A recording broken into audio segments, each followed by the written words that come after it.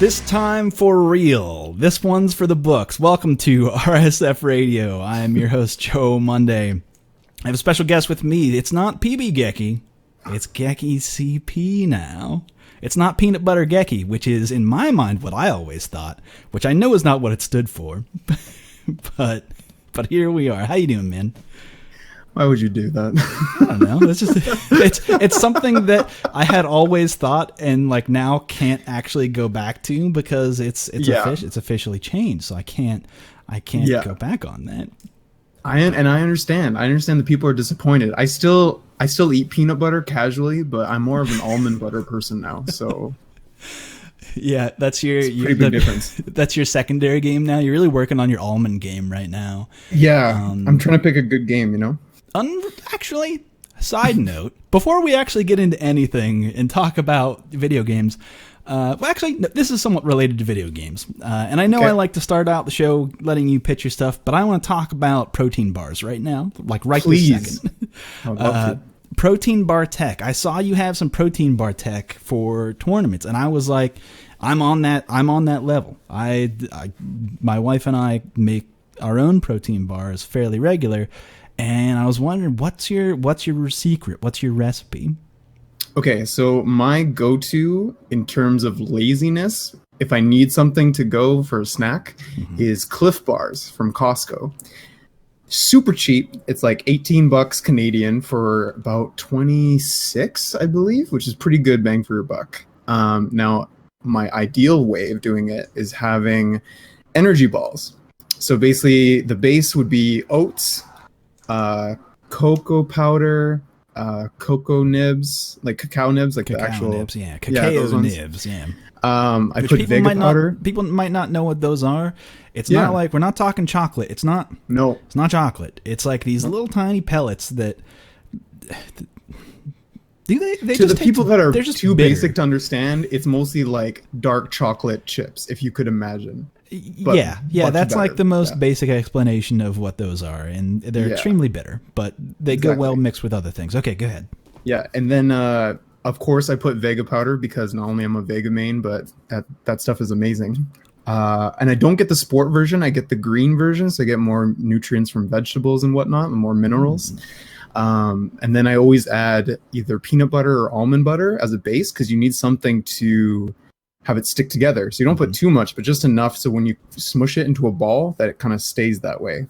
And then you put chia seeds. You can put pretty much anything else you want aside from that. I put coconut oil for a slight little hint.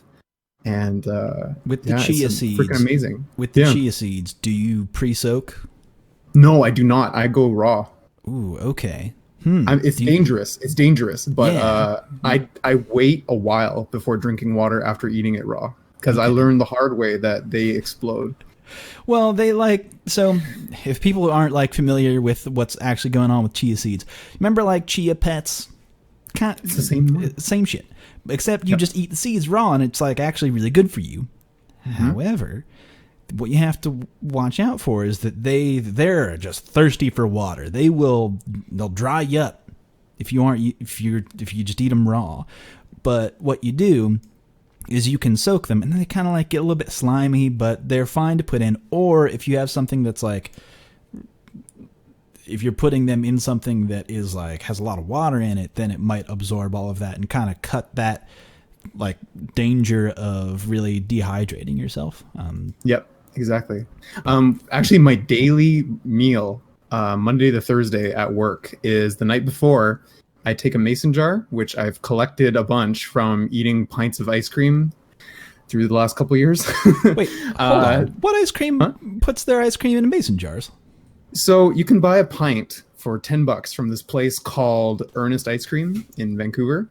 Okay. This is a specifically Canadian thing. Specifically Canadian, yeah. Okay. I don't think this is a chain. I don't think I've seen another one. I got like all excited. I'm like, I want ice cream out of like a ball jar that I could dig in. Okay, all right, fair enough. Go ahead. And so basically, what happens is if you take the jar home, wash it, and return it, you get $1 back.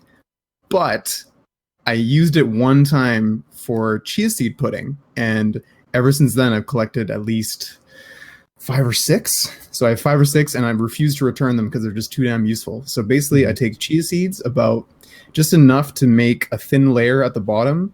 I add some raw oats in there and add another layer of it. Then I add cocoa powder, vega powder, mix it in there. And then I add almond milk, mix it around. And then once it's fully mixed, so like all the powder is kind of broken up, I add blueberries, like frozen organic blueberries, and then mix that around, top it off with the rest of almond milk to make it to the top, leave it overnight, and then enjoy it the next day for lunch. That sounds pretty good. That sounds like super healthy. Keeps me full, good energy, good minerals. Good power in it. The one thing that, like, kind of the difference between what we make is I like to do sliced almonds in there or some kind of other nut. We do the steel cut oats in the thing that kind of holds it together as well. Yeah, mine are steel cut too. Okay, cool. I prefer that actually. And what we do is and I suggest you do this as well for shape. I don't know if you do this, but when we go, instead of like rolling them into a ball, we put them in a muffin tin and then put that in the freezer. So then it's like its own little shape. And then once they're all frozen, put them out, wrap them in tin foil, eat them the next day. Everyone at work thinks you're eating drugs because, folks, that's exactly what it looks like when you bring out like this little like somewhat oily cookie or like cake type thing. Because like, you know, the peanut butter or almond butter that you're using, and it's like either natural peanut butter or whatever the hell you go with, or almond butter, whatever the hell, it'll get this like natural oil on the outside. And so it's kind of this like weird oily cake, and you eat it, and then the next day your boss drugs tests you because you have long hair like a hippie and are eating what is effectively a magic brownie, but the magic is energy in this instance. That makes sense. So those are like super good to take to tournaments. I know I'll be taking some to Vegas because like food is hyper expensive out there, and like having like a good like raw snack to be like, boom, this is my energy. Like I can take 2 of those and be good like all day. But anyway, that is just some health advice. That's not why you're here. Although no. Although I can talk about that for hours. Although, I mean, speaking of Vegas, though, where food is expensive, but also I always actually find it really weird that we've never gotten in trouble taking those on an airplane. We'll take like a dozen of them in a baggie. I mean, it really looks like drugs, folks. Like when you really look at it, you're like, that this ain't kosher. But we've never been stopped. Never been stopped for those. The only time we did it was like we didn't take them out, and they're like, you're supposed to take food out. We're TSA. So you're trying to hide it. That's why. We weren't. We really weren't. But they were like, you can't take food out. But they weren't like worried about it being drugs because, I mean, Anyway. Going to Vegas, though, there's something that might be on the horizon for you and what you've got going on in Vegas this year. What's up with that?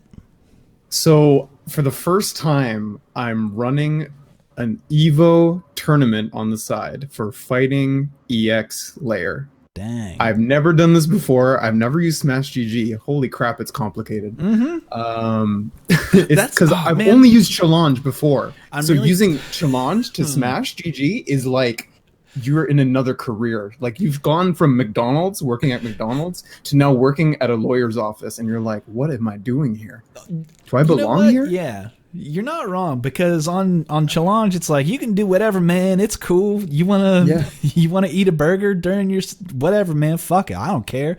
And then you go to Smash and it's like you better have your shit in line, pal. Yeah. And you're like, whoa, hey there. All right, I didn't know it was. Like, I gotta give you my email. Yeah, this was like, oh, seriously. No, I'm actually glad you said that, because people have asked me, they're like, so why don't you use like Smash GG for your weekly tournament? I'm like, that's like the least user-friendly bracket system that you could ever use. Anyone could. It is like, and unfortunately so, like it it prevents users from going on and using it effectively, and it's terrible on mobile, which is where most people need to use it anyway. It's terrible. I couldn't even use it. It's basically unusable on mobile. Yeah. What I've found is like you have to go to mobile, and then like if I'm using like Chrome, just enable desktop mode to be like useful at all. And I know that I'm hampering on like Smash GG right now, but I should say it is capable of lots of things. It's like a fighter jet, right? But I have no fucking clue how to fly a fighter jet. I can fly a kite just fine. I can use challenge all day. This is easy mode. I can't fly a fighter jet. And that's and on top of that, they give you so I tried looking because I wanted a tutorial of like the basics at least. And there's a YouTube channel for Smash GG, and they have an intro video. Fuck that video. That doesn't teach you anything you need to run a tournament. You just know what stuff means, but you don't know how to actually set it up. But user interface, man, it is unfortunate, and it's also super unfortunate because like everybody it's like the most. It is the most official bracket you can use, like hands down, and it allows you to do a whole bunch of shit. It's very useful, but what you're using it for is a Fexel tournament that you've got going on. What's your scope here? What are your hopes and dreams? So I've capped it at ambitiously 200 players. I doubt that's going to happen because the cap for the Fexel tournament 2 years ago was 150, and they actually reached just short of that. I think it was 148, something like that. That's cool. But what was interesting though for that tournament they hosted is they had it as a single elimination tournament, and then the top four got put into a double elimination smaller bracket. Okay. And then that's what was streamed. So when you saw if you look up Evo Fexel 2016, you'll see the top four, and that's basically what that bracket was. You never saw anything from the single elimination. So what I'm doing this time is I'm doing first to two double elimination, just one big massive bracket. It's $5 to enter, and all the money that's going into the pot from Smash GG is going into the pot. So I'm keeping no money. It's not going anywhere else. It's all going to be funded for the players that are coming. I also have a friend from NorCal, Capsule, who hosts Capsule Entertainment, which is his Twitch channel. He does the stream for NorCal and their Fexel circuit. So he's actually coming to help me record the matches since we won't be able to stream it. Okay. So we're going to have it all recorded. Question. Okay. Yeah. And so we're going to have two setups. So basically 2 PS4s running. I have a friend from Vancouver who's helping me out with that. Also running the bracket as well. Because I'm also entering Street Fighter and Mortal Kombat. So I have to probably run back and forth depending on how well I do. So I need some help. Yeah. Because I guess that's my question then. What's the timing of all of this? So it's going to be starting on Saturday at 2 p.m. Probably starting within 15 minutes or so after that time, and then going till 9 p.m. based on how many people are able to jump back and forth quickly as possible. Because I understand it's a side tournament, and I also understand that people playing pools or people want to watch certain matches. But since we only have 2 setups, we can't run that many matches at one time as well. So I will be obviously more understanding than an official tournament circuit. So, but I definitely want to get it done because there's a time cut off at 10 p.m. Would there be any attempt to get more setups, perhaps, if the people show up? Yes. Essentially, we need more tables. So if someone can bring a table of some kind, or maybe, if they're okay with putting it on the floor, that works too. I don't have good experience with that, but it'll be down at 30 minutes. Well, I guess it depends, right? Because there's that whole area did you have to cordon off an area or talk to? Yes. So I tweeted at Mr. Wiz, and by the way, that's the worst way to do it because he does not respond to you. Nope. Yeah, he's probably so busy, and he's like, "Who's this guy from Vancouver? Geki? What the hell?" So I had to email the official, when you go to Evo's website, if you go under contact, that's where you have to do it. Yeah. So you send them a message saying, I would like to host a tournament. Is there anything you can do to help me set up? And So in terms of consoles, they're usually not able to help in any regard, but they can help for monitors, tables, and cables necessary. Oh, really? They do, which is kind of nice. Yeah, I didn't realize that. I thought it was like all do-it-yourselfer. Huh. Yeah, because I only have a PS4 and I have 2 computer monitors, but I don't have the luggage space to carry anything more than a PS4, for example. So luckily I had another PS4 from a friend of mine from Vancouver Street Battle, and we're both bringing ours there to do it. And yeah, they're giving us the monitors, which is great. The table space for it, it's going to be in the bring your own console setup, so it's going to be out in the open where everyone can see. Yeah. There's going to be no on-site registration because I don't want to add people last minute. That was going to be my next question: is when is the cutoff? So the cutoff is actually going to be Thursday morning of that week. All right. Because I don't want any last-minute entrants, and I want to make sure that. Because I know some people will take it very seriously, like myself. So I don't want to, mess up pools before people are practicing and whatnot. I kind of want to keep it basically around the time that Evo pools get finalized. So I want to keep it kind of uniform in that sense. That's fair. That's not crazy. I mean, for like a side tournament that has significantly less people to worry about, that's pretty reasonable, I think. Like having something last minute to have people show up and sign up can really like fuck up a bracket and not be fun to deal with. So that's completely reasonable. So get the word out now while you still have a chance. So if anyone out there is playing Fexel, do you have any people from Japan that are interested? Have you reached out to those people? Oh, I have a story for you, Joe. So actually, because I know that there are some players out there. Okay, all right. Yeah, there is. Okay, but let me preface just to finish off the topic. So if you look up Smash GG /Fexel FEXL Evo 2019, you'll find the tournament right away to sign up. No problem. Well, it'll also be in the show notes. You'll give me that link. 100%. That'll be down below or wherever the fuck you have to look for those things. Anyway. Yeah, exactly. Cool. Okay, so my Japan story with Fexel. So I sent out an initial tweet when I first created the tournament and started, advertising. I noticed no one from Japan tweeted it out or liked it except one guy who plays Skullomania, and I think he's like top 10 in Japan, but no one else seemed to be aware of it. So I tweeted out again this week. I think it was Monday, and I tweeted at 18Go, who is arguably the best Fighting EX player in the world, and he's also the EX2 master. So like for Street Fighter EX2, he's the best player to ever exist, and there ever will be.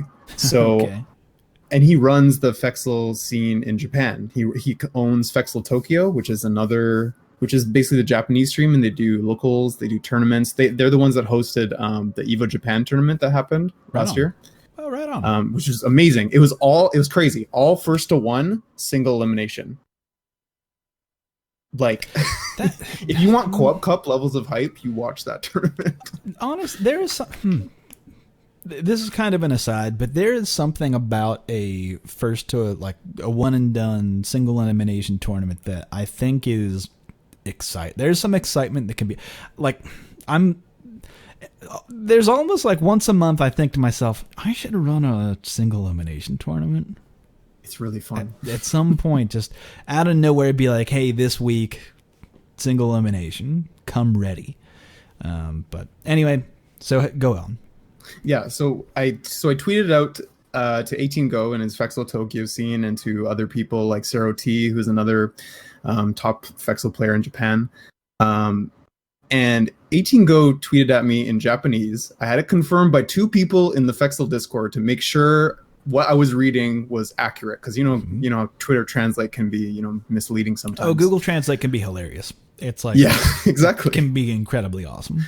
Yeah, so I don't want to say the wrong thing if like 1 or 2 words is wrong, because that would change the total statement that he made. Right. So, but basically what he said, I'm paraphrasing here, but generally what he's saying is that he's not going to spend and this is in a respectful way, is that I'm not going to spend $2,000 to fly to the United States where I don't believe that anyone can give me a good fight. Damn. Those are words. And so I said, I'm Canadian and you've never fought me.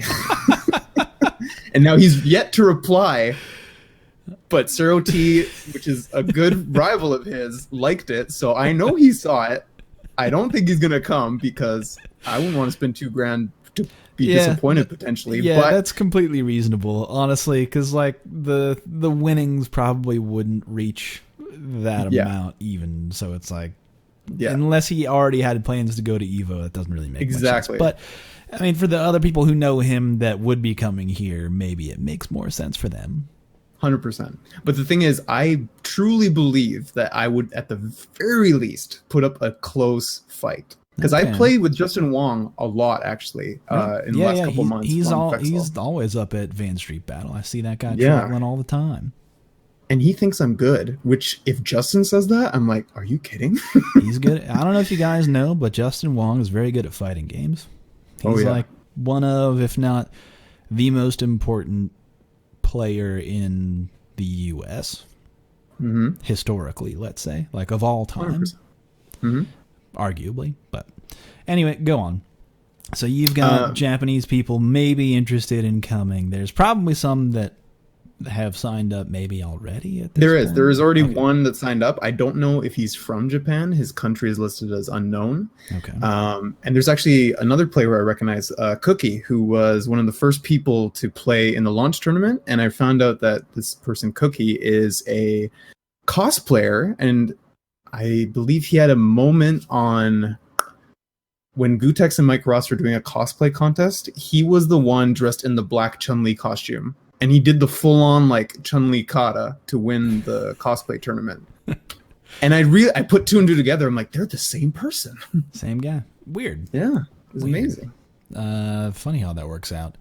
Okay, cool. So you've got this tournament going on. You've had it set up through Evo proper. You hit up Mr. Wiz, and he was busy as fuck, obviously. Yep. It's cool that they offer like partial setups, like not. Like they'll get you most of the way there. Do they? So let me ask you this then: do they only offer two, or are they like two is what you get, and if there's anything else you got to bring? Well, when they worded the email to me, they said that we can only spare two. Okay. So maybe it seemed like I was just a bit late in asking. Possibly. Right. Yeah, because the reason why I did it so late was because Eureka, I wasn't sure if they were going to do it like they did in 2016, and they flat out told me in a tweet that we will be cheering for you and supporting you, but not physically supporting you. I'm like, okay, well, yeah. They're like, there's costs on our end, and also we're busy.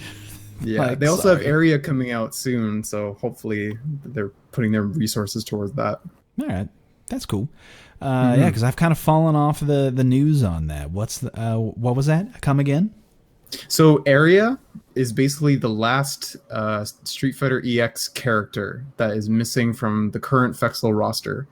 And if you don't know what she is basically a scientist with cybernetic parts. She has a humongous robotic arm. She has robotic roller skates and rocket boosters on her roller skates. And she launches her arm to do setups and Oki and mix-ups. And there's already test footage of her with the CPU versus CPU that they released on their channel. And she looks really cheap. All right, cool. So does everyone else in the game. Is this like a bionic arm situation? Yeah, that's like... Basically. We kind of didn't talk about this yet, or I don't know if we've talked about this in the previous episodes, but like people are... like this is something that I like about Fexel is that, there's a lot of characters that are fucking whack. Yeah. There's some whack shit in that game. Everyone's whack. All the decks are whack. And it's just up to you to put them together. Darun with Shinobi deck? Are you fucking kidding me?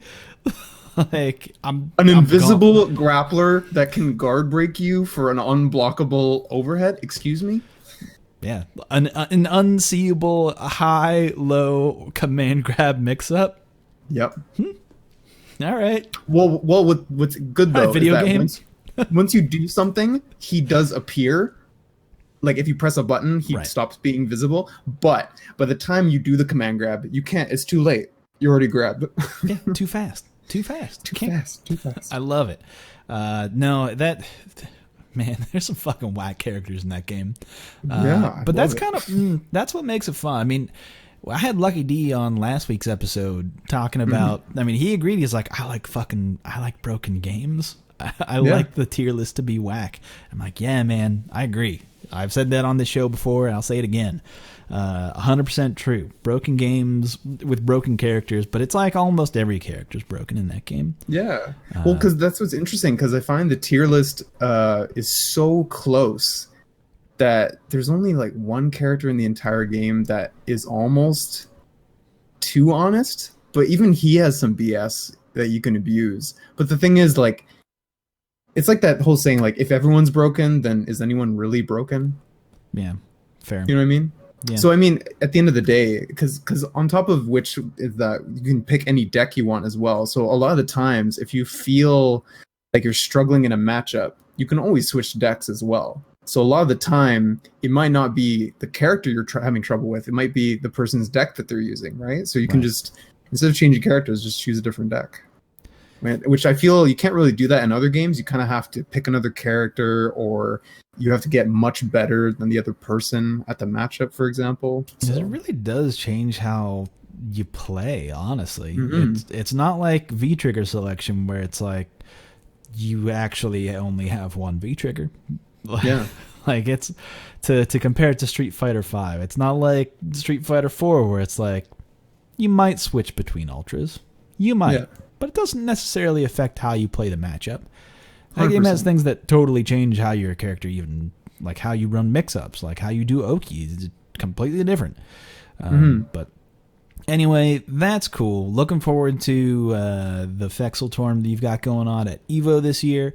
Again, all of those links will be down below. But you brought something up earlier, that Justin Wong traveling to Van Street Battle pretty often. Yeah. What have you seen? What he's been up to though?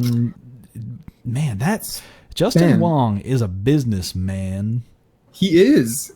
Well, the CEO sponsorships, right? That came out of nowhere. He had this whole thing where he was like, "Hey, Evo sponsorships are a thing. Submit like you're like." Just say that you want to, or submit like a video, or do whatever the fuck you want, and like there'll be stuff included with that. But then CEO coming up, he's like, well, how about I just send a bunch of people to CEO also? Just like out of the blue. He just had a baby, for God's sake. That's you the think part he'd be more strapped for cash. That's the thing that makes me like go nuts, is that like he just had a baby. That takes up time. That takes up energy. And he's still out there doing hot shit like this. I mean, and he's sponsoring not one, not two, not three, 5 people. Yeah. Lost Relic, Princess Slim, Taji, Wadminator, and Zaffarino. Crazy. Like all really awesome players, like really good people whom you should follow and watch what they're cooking with. Good players for sure, but like just out of fucking nowhere. It was like I saw him. It was like I want to say it was a weekend or something where I just flippantly saw a tweet of him being like, I should send people to CEO. And then it just manifested of like, here, boom, boom, boom, boom, boom. Yeah, these players. Yeah, sure. Yeah. He's very good at snowballing small ideas. Like if you give him any momentum on anything, he will full on commit to it. Yeah, he'll roll with it. Like you've seen the tier list, right? He's gonna commit. About that. That man will make a tier list. Did you see his Legend of Zelda tier list where the man has not played a Legend of Zelda game at all? I heard that. That's a fact. It's like at this point, that's a great troll. That's a phenomenal troll, and I can respect that a lot. I have a lot of respect for that. But yeah, like, man, hats off to Justin and what he's doing. That's kind of incredible. Another thing about CEO coming up, that if you are listening and you are traveling to CEO, and if you haven't booked your flight yet, it might actually be better to fly into Orlando and drive or take a bus, which they've chartered buses, Fight Bus, to Daytona. That's wonderful. It's like it's hard to see. I know that Sherry has been tweeting about it, and that Jabali's out there letting people know. But like, if you haven't booked your flight yet, which FGC fucking does that, you fucking slackers, that there is a way to get there cheaper, because flying to Daytona, because it's a much smaller airport, can be very expensive. But they've at least made that better for people, which is very cool.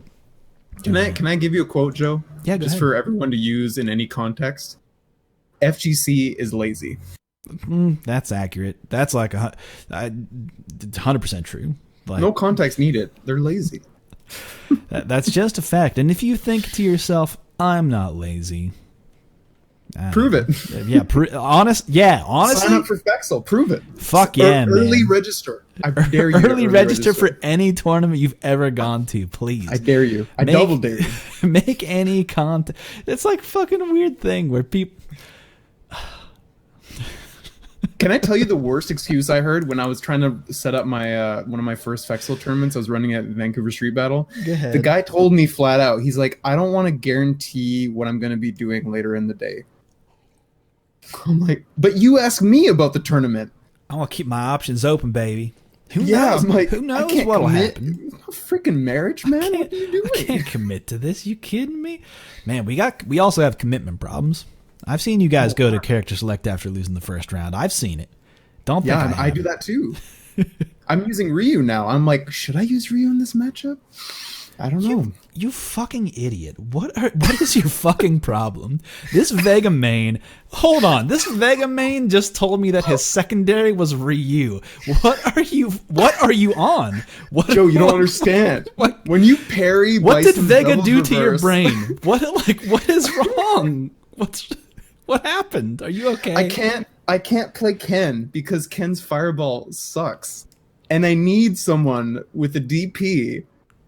And I want to play ST in real life. So I wasn't around when ST was popping. So I need to play it now. And I feel like I can do that with Ryu. And Joe, have you ever parried anything with Ryu? It just feels I have. So good. It does feel good. It does feel good. Oh my god. It's better than an Alex comeback. Alex also has parries, though. Yeah, but he doesn't have to work for them. Has absorbs, which can effectively be parries. Yeah. Abigail has a parry. Okay, I challenge FGC right now. Record a V reversal on guard, so something like Ken, Gao, whatever, any attacking V reversal. And then you parry it with Ryu and then punish it. If you don't feel like a 10 out of 10, I don't know what you're doing. It's an option select to anyone with a parry. I don't know what you're talking about. Yeah. I mean, it does feel... I don't know what it is. It is fucking awesome. I totally agree. Mm-hmm. It's an OS and it feels amazing. But this Vega main told me that he's secondaries Ryu. I'm going to be rocking him at Evo. Fine. Fucking fine. Whatever. You live your best life. I'm not here to judge you. I'm just here to recommend, maybe, like, for your health. Like, for your own health. I'll be honest. I tried Zeku, and I like Zeku a lot. Don't get me wrong. Zeku's I tried cool. Ken. I tried Falk. I tried Rashid. Justin, in fact, told me not to play Rashid because it'll make my Vega worse. Because you can just turn your brain off if you play Rashid. But you can't do that with Vega because you're going to die. Fair. So I asked him, like, well, what character should I pick that out of these I like, which would help me in the matchups, right? And he's like, oh, pick Zeku. And I'm like, okay. But I don't know. Something about Zeku felt a bit off. Even though I understood how to use him, I got comfortable with him. I was winning in cases I wanted to win, which was nice. But I don't know, just Ryu, something about his speed and his overall options just feel pretty good to me. I love how you phrased that as if it was a question. I loved how you went up at the end as if you don't even know. You can't see, but I'm shaking my head. Listen, I know a lot of people who play Ryu and love the character and have fun with him and win and do well with him. So you live your best life. You already main Vega, so I can't help you. I can't. Only the Capcom gods can help you, and who knows when that will be. I mean, I got my Suzaku stage at night. I mean, I'm set. You did. I got all the Ryu buffs I need now. I mean, it's a fine stage if you're into all the stages in Street Fighter. So that kind of brings us to E3 news. As far as fighting games go, E3 really ain't the place. Like, E3's not the place for games that have continued support to be like, hey, and also this thing. No, it's more so like, check out these brand new video games. How about the Stadia? How about Xbox streaming services? How you feel about that, guys? We don't fucking know. Just how about Keanu? Remake. How do you feel about Keanu Reeves? Pretty good, huh, Internet? That's what I thought. How can you hate that man, honestly? How do you feel about that Ghost Thread? What the fuck is the name of that game? Ghostwire. How do you feel about that Ghostwire lady? She was something. I will say the way that she says spooky is it's good. It's very good. It warms my heart. But that's E3 news. As far as fighting games, though, not a lot of E3 news. There's the SFL that is like running exhibitions there. There's like Play the Pros. So I think that they've got some people out there from the SFL. They seem to be having a fun, good time, and that's all well and good. They've been streaming exhibitions, which great. That's cool. But like not news. The only news that we got was even before E3, where Ono was like, "Hey, in August, look for news," and it's like that's when Evo is. So obviously, exactly. Here's the thing that I'm worried about, and I'm only worried about this for my own personal health, is that there's going to be a big Street Fighter V announcement at the end of the Street Fighter V tournament at Evo, which tells me that they want Street Fighter V to be the final game on Sunday. Oh no. Which lets my body know that the news is going to be like what my biological clock is telling me. It's 3 in the fucking morning. Go to bed, you idiot! What are you doing? It just screaming on the inside, trying to bleed out of my eyeballs to be like, man, I'll tell you what, man, last year was a fucking physical challenge. I felt like I was on Double Dare taking the physical challenge. Because you want to watch all the tournaments. You want to see, what's happening, because it's exciting stuff pretty much the whole way through. And then to end on Street Fighter V and it being so late, and it is just being in that arena is oppressive in a way that the human body was not ready for. And I won't be able to stop yelling. To think that there's going to be a huge announcement, because what I actually think is they're just going to get rid of all the stuff of whatever they have for season 4 is going to be out at the end of Street. Like, I can see it already, right? You know how it was like, here's G and Sagat, they're playable now. It'll just be like, here's fucking everything. I can't imagine. You can't see, but I'm making a jerk off motion with my hands of Capcom being like, whatever, like we're done. Get fucked, everybody. And then me just being like, okay, that's like awesome, but like my heart will fail actually if I stay awake for another 20 minutes. And it takes that long to walk to the bedroom at the hotel. So Joe, please. Because Joe, you know what the worst thing about it is that you're already tired, like you said. You're mentally, physically drained from staying up that late, and then also watching a hype grand finals and a top 8 situation, and then they reveal the biggest buildup of news that we've been waiting for since December, and then we have no clue what it is. We don't know if it's the next game. We don't know if it's a big update to Street Fighter V. We have no idea. That's my heart can't take it. There's gonna be dead people in the audience. I'm gonna fucking have I'm just gonna. It's not gonna be good, folks. I'm gonna take a coma after Evo. By the way, I'm take some blood thinners. Beforehand. The hypertension. You mean alcohol? Well, I mean, absolutely, actually. Yeah. Hey, by the way, folks, Evo tip for alcohol. If you have the ability to go off site to buy alcohol in its own, there aside from the arena itself, there are really no places where they like. You can't really walk around with glass, but if you like have a flask, might be fine. You can walk around with beer, that's fine. Like, yep, that's cool. Like, whatever. There are cheaper ways to drink than going to places that are like, hey, get a drink here, $20, please. 100%. I'll give you my Geki pro tip, 89.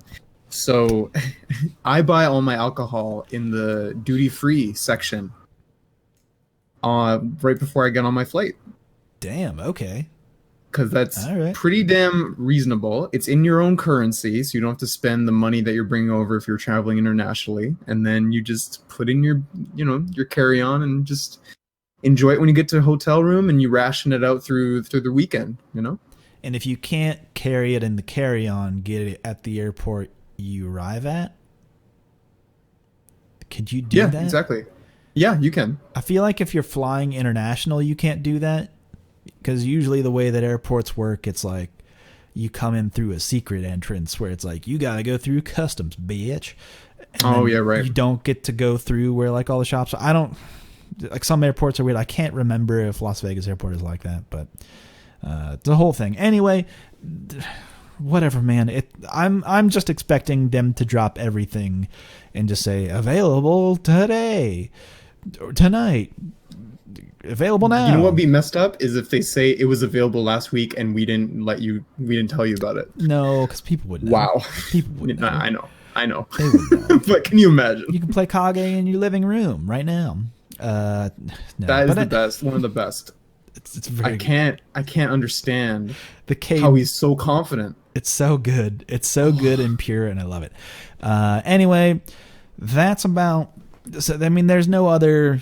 I mean, there's like Smash News, Banjo-Kazooie. Mm-hmm. I'm hyped for that, actually. I would like. The only thing I would be hyped for if they were like, and also Banjo-Kazooie Nuts and Bolts 2 coming to the Switch. Snap. I'd be like, ooh, fuck. You want the game? Okay. That would be something else. Because like, fuck your, like, I don't care about a Banjo platformer. Give me a Nuts and Bolts 2. Nuts and Bolts was sick. You got to like build your own like vehicles for specific missions where it was like, oh, that one. Yeah. I remember that. It's like, what if there was a two? What if I could do that on Switch? That sounds like a good Switch game. It's not a fighting game, but I like to build things. I like customization. Well, my favorite part of the Banjo-Kazooie trailer is if you slow down the animation of him attacking with the bird. The bird is in terror. He's screaming all the time. She's screaming all the time out of fear and concern for the actions that Banjo is, recklessly doing and using her as a weapon. It's violence. It's hilarious, and I love the detail. They didn't hold back at all. No. And then the other thing is the Dragon Quest Heroes is a character, and from what I saw, actually, here's the thing that I feel like American audiences don't understand is that, hey, Dragon Quest is fucking huge in Japan. Like, to the point where it used to be that on days where a Dragon Quest, and I don't know if this is still true. It actually might be. People who are in Japan, please let me know that the day that a Dragon Quest is released, oh, wait a minute, hold on. It is either one of these two things. It is either that they forced the producers of that game to release it on a weekend so that people wouldn't take off work, or they made it like a national holiday where people just didn't have to go into work that day. I think it is the former, where they're like, they forced that specifically to be like, this has to launch on a day where people don't have to go to work, because they found that when they launched it on a work day, people would be sick and it would actually slow shit down to like a huge detriment to society. Yeah, societal collapse because of fucking Dragon Quest. Hey guys, Dragon Quest is fucking big and people give a fuck about it. And not only American people play Smash, apparently. So anyway, there's that whole thing. MK11 had Shang Tsung stuff where amazing. I mean, it's cool that they got that actor to get like that, just put him in the game, because that's really the Shang Tsung that you want. 100%. That's very good. other E3 fighting game stuff. Right now, this wasn't necessarily E3, but Bayani is in early access right now, if that's something that you're into. If you're not familiar with what that is, it's effectively Rising Thunder, but Philippines. Mm-hmm. If you're down for that. And it's in early access right now. I was trying it out today because I had a little bit of free time before this show, actually. Oh, wow. The animations are a little jank. They're a little jank. Mm-hmm. It's a little jank. But it's a small team, still early access. Maybe take a look at it. To me, at least something perhaps worth following. The same way that, like, Punch Planet, I think, is worth following, or a number of other smaller fighting games that I think are worthwhile that you should be into. Like, if that's something that you're into, go right ahead. Actually, Metal Revolution, one I'm pretty pumped for, is doing their second round of beta tests. Dang. So if you already have your beta key from before and you missed it, like Geki did over here, round 2. You can play again and actually try the game. Very nice. Yeah. No, that's cool. I don't want to say outright support small games because it's kind of just up to you whether or not, like, you, the player, want to play other smaller games. But I don't know, just it's worth giving them airtime, let's say, because it's not like these smaller teams have budget to market. Mm-hmm. So I think that's worthwhile. Yeah, 100%. Anyway, is there any other... So outside of fighting games, Geki, have you been following the Electronic 3 in any capacity? I am the most excited for Marvel Ultimate Alliance 3. You biased son of a bitch. I spent so much money and time in Marvel Ultimate Alliance 2 because they fixed everything about the first one in the sequel. And I spent, I think a year. I think actually a full year, if in quantifiable time of playing that game again and again and again with different people. Oh my god! I think I pulled an all-nighter one time playing that game with 4 friends. I do like the way that when Thor is flying and he runs into an invisible wall, he says, "I cannot go that way." I like the way he says that. But the thing is, I'm scared at the same time because I thought the second one was perfect. So I hope they keep what was good about the second one and just, push further. You know what I mean? But Geki, it's not the actors I like. Why don't they have the actors I like? Oh, no. That's a different game you're talking about. Oh, fuck. So I'm talking about the one on the Switch, the co-op game, the one that's... Does that have the actors in it? I'm confused. No, that's the one that people are hyped for, that they're like, oh, this should have been Marvel Infinite's roster, blah, blah, blah. You know those tweets, that kind of stuff? Yeah, I mean, but like, honestly, Avengers game looks I don't know. It looks fun, but I don't really care too much. That's fair.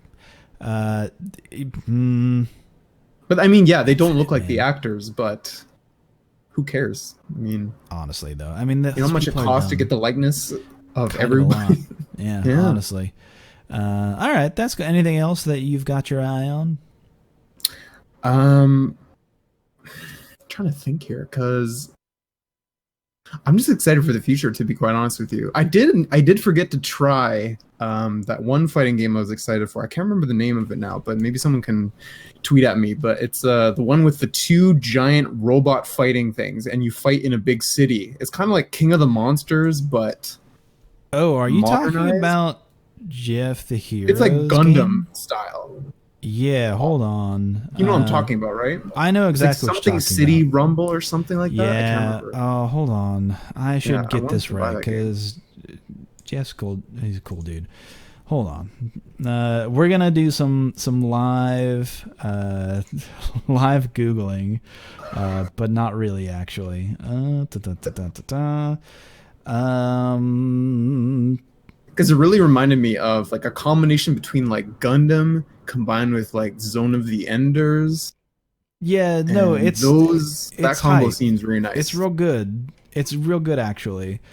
God damn it. Okay, but anyway, so the thing that I think of the most whenever E3 comes around, and it's this is my own fault, right? Is that I really just get sad where I'm like, man, there's a lot of things I'm interested in that I have actually zero time to play. And it makes me sad all day. Because there's like a whole bunch of cool games out there. Like, oh, yeah. Like Doom Eternal. Fucking Mick Gordon coming back, ripping and tearing. Oh, man. I would like to play Doom Eternal at some point. I don't know. I don't have enough age to play all the games that I even bought. Yeah, that's also the truth, and it feels bad. Like Sam Show, I want to play Sam. Sam Show's not really like we've seen that.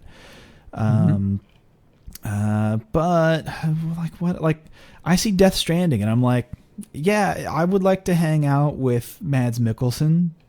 That would be cool. I would like to be a Norman Reedus fetus. I'm down with that. But that sounds like a hashtag. I'm not gonna have time for that. Like I know that. Like with my own life, I'm just like, and it makes me sad. And I'm so glad that people can like enjoy this stuff, and that would be super cool. But like, man, like when you look at a game now, like a single player game that's non-fighting game, don't you just get immediately tired thinking about you buying that game? Dude, that's like, actually, I had a little bit of free time this past weekend and a little bit throughout this week where I started playing Sekiro, where like I had been wanting to play that game for months, like since it came out. I love Souls games. Here's the thing about me: love Souls games, and I love going through them without having any information, like blind playthroughs. It makes me feel good to do that.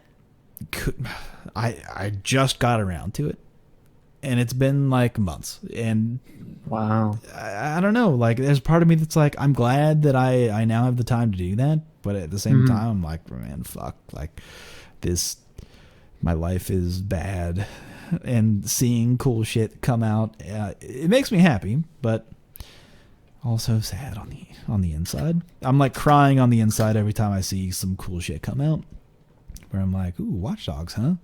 That looks like that could be fun. Or maybe I don't know, like Ghostwire. I keep forgetting the name of that shit. Oh yeah, like, that looks good too. I don't know. But anyway, folks, that's E3 talk. Unless there's anything else that you want to bring up. I think video games are great. I think it's a good time to be a gamer. It's a good time to be a teenager, not have a job. It's the best time to play games. It's the best time to be a gamer, honestly. Yeah.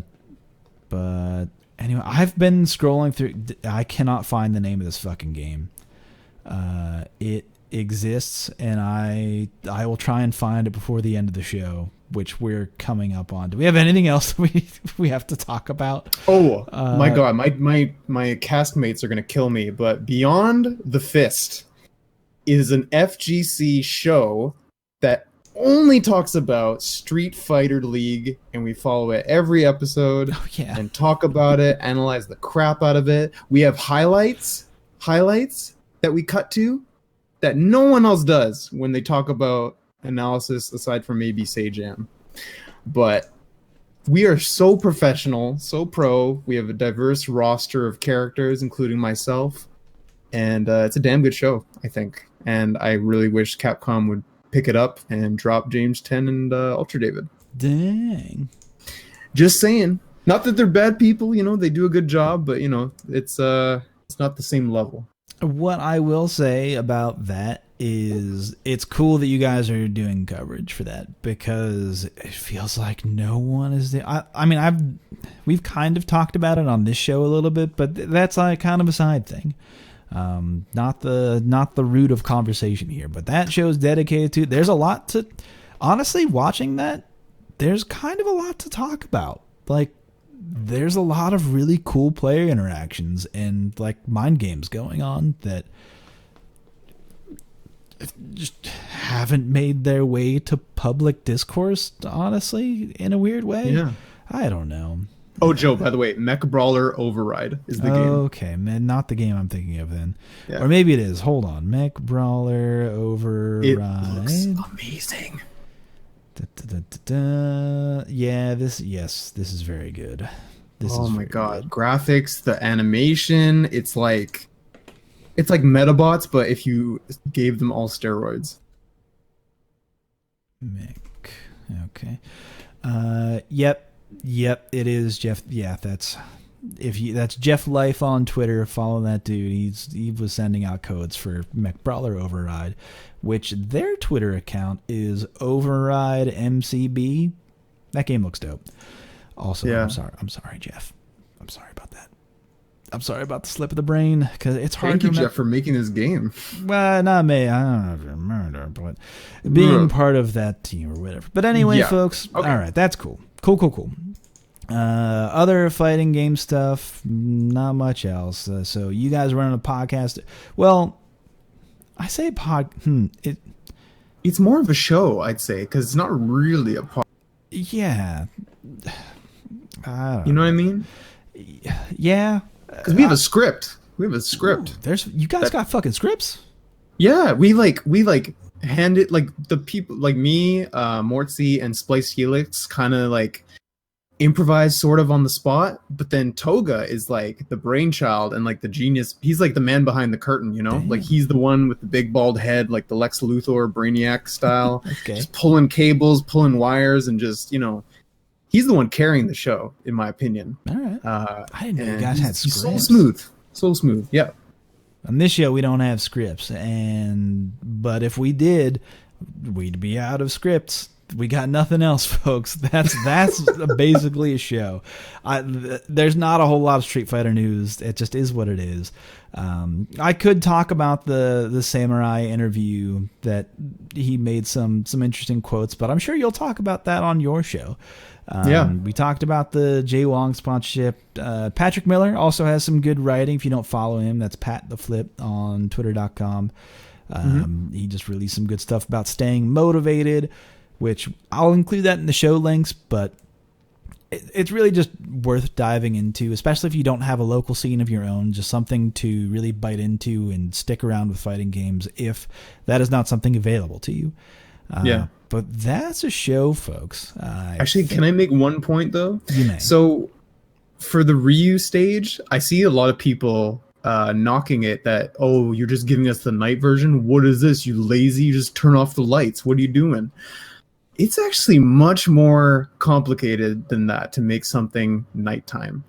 So I just want to let people know that it's not as much work, obviously, as making a new stage, but it's definitely not flick a switch and you're done. There's like a lot of colors. That's how my home works. I just turn off lights and it becomes night. That's how video games work too. Duh. God damn it, Joe.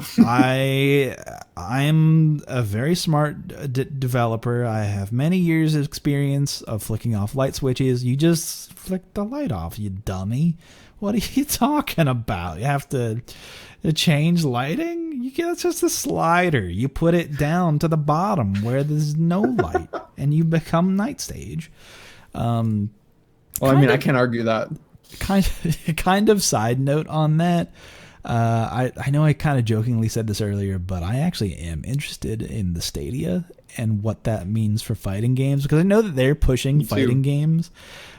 And a couple weeks ago, I would have had continued to laugh this off, and I would still laugh it off if they're trying to be like, hey, we want you to run tournaments on a Stadia. It's like, yeah, fuck off with that shit, because that's not where I think the benefit can come from of running a fighting game online with a Stadia, which is Google's new system thing. They're running like their own servers of game, and then you have to like connect to it via whatever the fuck. Anyway, like you can be in browser or on whatever. But in my mind, the way that I've like done research for input lag that developers have to bake into games to account for online, and then how online networking works, or how it works, is that if it's actually all on one server, that actually might, in my mind, the other end of it is that they would actually have to develop a game or like port it to Stadia to specifically run on that, like optimally, and not just like push it out the way that it is. Because if that's how they do it, it'll be trash. Like 100%. Sam's show, the way that it is with its high input lag already, they're fixing it, or at least they said they're fixing it. If they just said, okay, here's just like a port, same input lag, same situation, not really accounting for like quote unquote the power of the Stadia, then it'll kind of be like fucking bad. It'll be trash. It'll be the worst because it'll just add on top of that. But if they bake it into the system, then maybe it'll be. I don't know. There's potential for sure. I'm interested. Mm-hmm. I have extreme doubts, but I am interested. So if at the next opportunity that I can, I'm gonna fucking get one of those and be in that shit. Am I? But anyway. Excuse me. I did like a burp as I said that, and it came out all bad. That did not feel like physically. That did not feel good.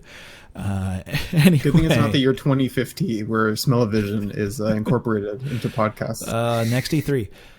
Yeah. Anyway, folks, that's a show. Typically, I like to end by asking the guest what their favorite normal and combo is. But you've been on the show so often, I can't necessarily. I can't necessarily. Is there any way that you think you would want to end the show?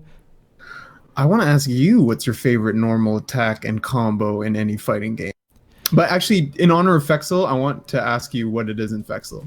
Okay, so in Fexel, my favorite normal attack in Fexel is Darun's crouching medium kick. Oh, of course. And I will tell you why. Mm-hmm. Not because of its hitbox, not because of its hurt box. Kara SPD, baby. Oh my god. Open the round, crouching medium kick, Kara light punch SPD. Gotcha. Didn't think I had the range, did you? Guess what? Now I do. Kara SPD. It's bananas. It's bananas range. And I love it. It's so good. Next time, Joe, I want you to try sweep Kara SPD. It's even further. That's fine too.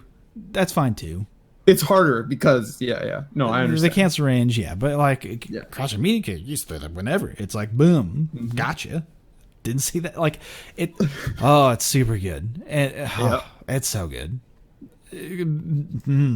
Because like in that game in particular, like a lot of people's crouching medium kicks are really similar. Like the buttons are mostly very similar.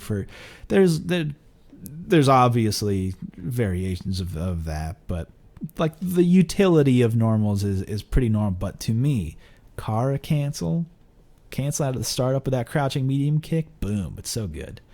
That's my favorite normal attack. And then your favorite combo, Joe? I gotta stick. So, my answer to this question would have been Skullomania's Raging Demon had they stuck to the older animations of the older EX games, where it would kind of be randomized of like how, like what instances like he showed up with the opponent, right? Because as it is in Fexel, it's like it's the same animation every time he's like hurting you, right? Mm-hmm. But like in older games, it's like he's hurting you, he's like out to dinner with you, he's back to hurting you again. And there's a part of me that's like, that's the kind of dumb shit that I love. And it's a Raging Demon, and that's cool. You've already been gotten. It's like the very good command grab. It would have been my number one. However, that is not the case. Can I tell you though that it exists in Fexel? Well, I know it does, but he doesn't like take him out to dinner. He doesn't do fun stuff. He does. Oh, he does? Wait a minute. So this is an Easter egg command that you can do. Yeah. So you can do it for Skullomania's Raging Demon or Skulladream. You can do it for Shadowgeist's Raging Demon and also Shadowgeist's Air Raging Demon. You have to. How do you do this? So it's been a while since I tried it, but I believe you hold two buttons down. I believe the combination is hold light punch and medium kick after you do the demon input, and then it'll play that animation. I You get the hearts. You get to go out to dinner. He spanks you. Everything. I'm so happy right now. Yep. I'm so happy that isn't because I was like, this is damned. This demon be damned. How dare they? How dare they take the fun out of this? But they included it. I'm beside myself right now. Yep. Wow. Well, what were you gonna say? I'm curious now.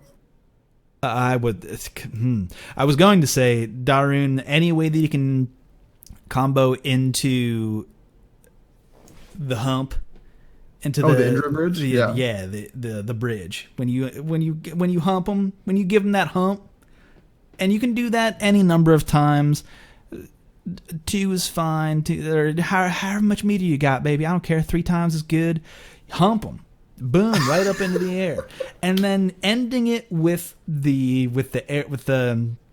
catch. Oh, with the catch? Ooh, I was gonna say air SPD, but no. I mean air DDT. I like the catch. Here's why. Okay. Because the way that animation looks is like he doesn't even give a fuck about catching. He's just like, here you go. It's like because like you think about air grabs, it's like you think about Potemkin, air, like hand in the air, I got your fucking neck, or like Abel, boom, snatch you out of the air, shoulder down to the ground.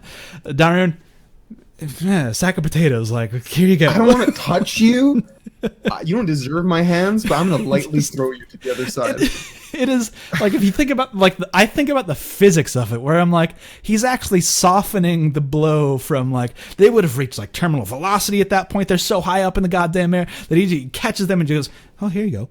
But he's like, what? And there's a part of that to me that is like, that's so good. It's so good. It's amazing, and not optimal too, because you lose corner control. It's like a whole thing where it's like, you shouldn't do this. Maybe if it'll kill, that's fine. But the way that looks is like, here you go. And so I love the DDT because you keep the corner. As soon as you do it, if you do instant Genghis DDT, the grounded version, if they wake up and they don't super or DP, they get grabbed, because there was a patch where Terry dropped and they changed Genghis DDT to actually catch crouching opponents. So it's guaranteed if they don't have bar or reversal, and I think they literally can do nothing. See, if they have no DP. I know that's optimal. I get it. I'm fine with that. But what if he just like tossed him like a sack of potatoes? Like, what if he just didn't care about the situation and we're like, all right. That's the part of that game that's fun to me, is that it's just it's like kind of dumb. That entire combo is so dumb.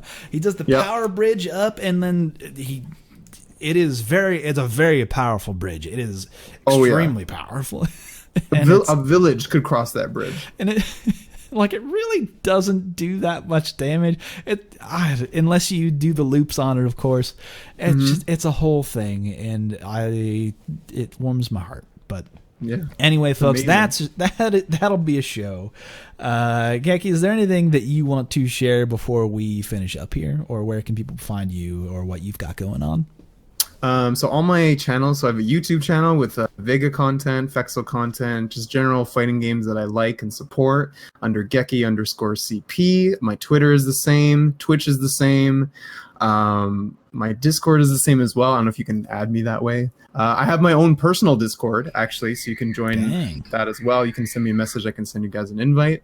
And I do coaching. I do match analysis for people. I talk about the tournaments I'm hosting, any updates to my YouTube, Twitch, and whatnot. And I want everyone in the FGC to be kinder to one another, because you only live once. Yeah, man. There's only one life.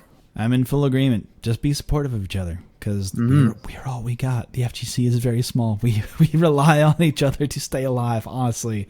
Anyway, folks, that's a show. You can find me at Super Joe Monday, or at Reddit SF on Twitter.com, or Joe_Monday on Reddit. Hit me up anytime. I'm free. That's a show. You have any questions, write into redditfighting@gmail.com. We haven't done questions on the show, but I'm thinking we might want to try to do that in the future. We'll see. We'll see how the response is. Anyway, that's a show. Catch this every Thursday. Don't forget about the tournaments. Monday night on the East Coast, Friday night for the West Coast. But that is it, folks. Until next time, take care.